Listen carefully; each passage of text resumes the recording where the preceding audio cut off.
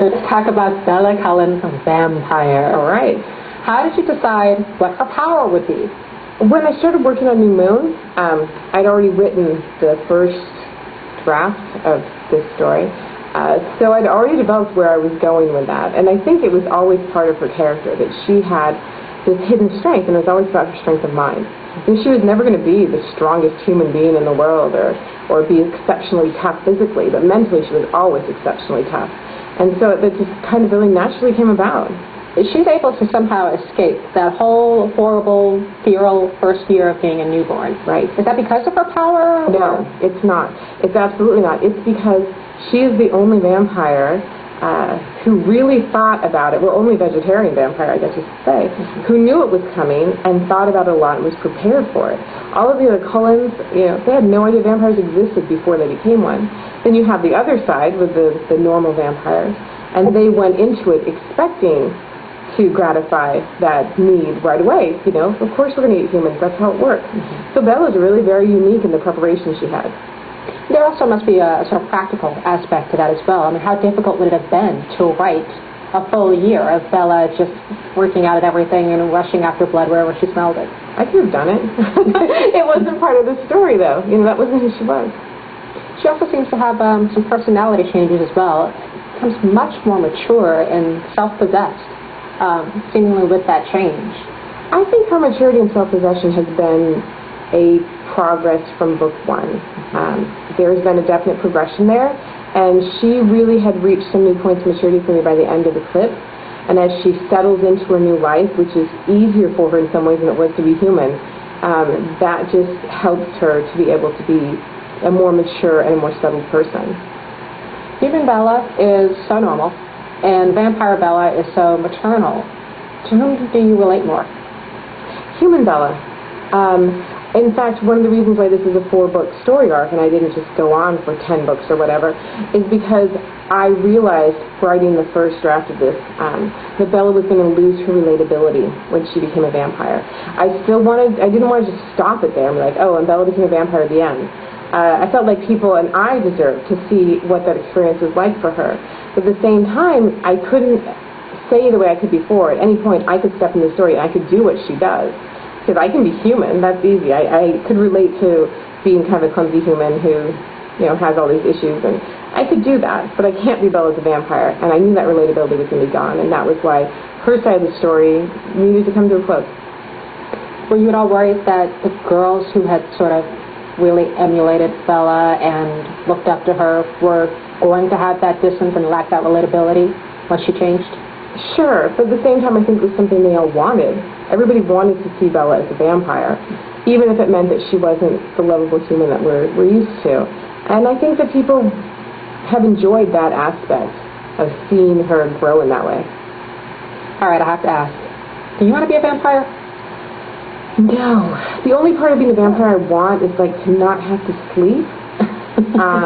I wouldn't mind the superhuman strength. I mean, there's some good aspects of it, but I don't want to stay frozen forever. I like being able to grow and have life kind of change the different seasons like it's supposed to. So I don't think I would have gone the vampire route. I'm not Bella. I just find it so surprising because you create such a seduction with the vampire world. I mean, it looks awesome.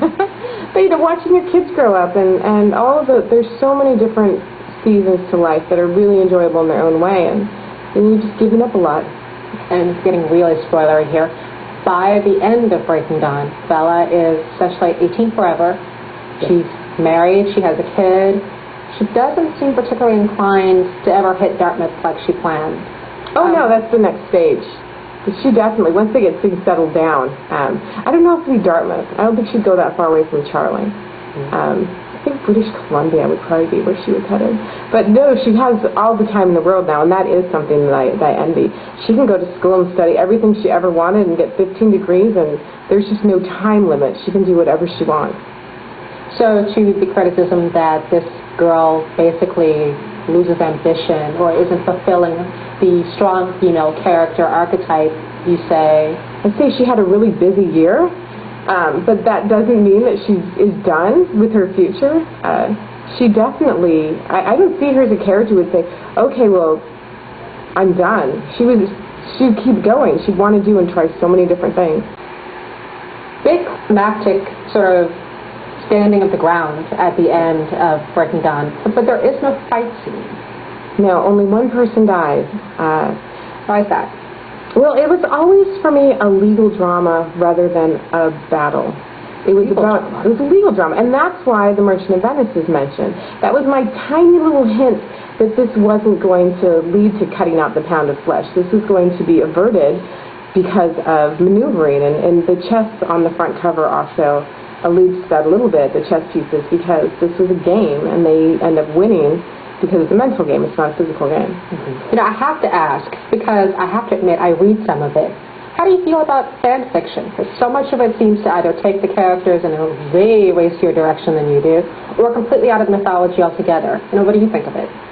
Well, I don't read fan fiction. I did very early on, and it led to some interesting projects, actually, because that's why I started writing Edward's story, because I saw that people were getting Bella and not Edward, and I wanted to flesh him out more. But, you know, I have mixed feelings about fan fiction. On the one hand, it's really flattering that people care about your characters that much. On the other hand, people are spending a lot of time and effort on something that they can never claim on their own. And maybe it's all practice is good practice, but it makes me kind of sad to see people spending so much time when they could be creating their own stories.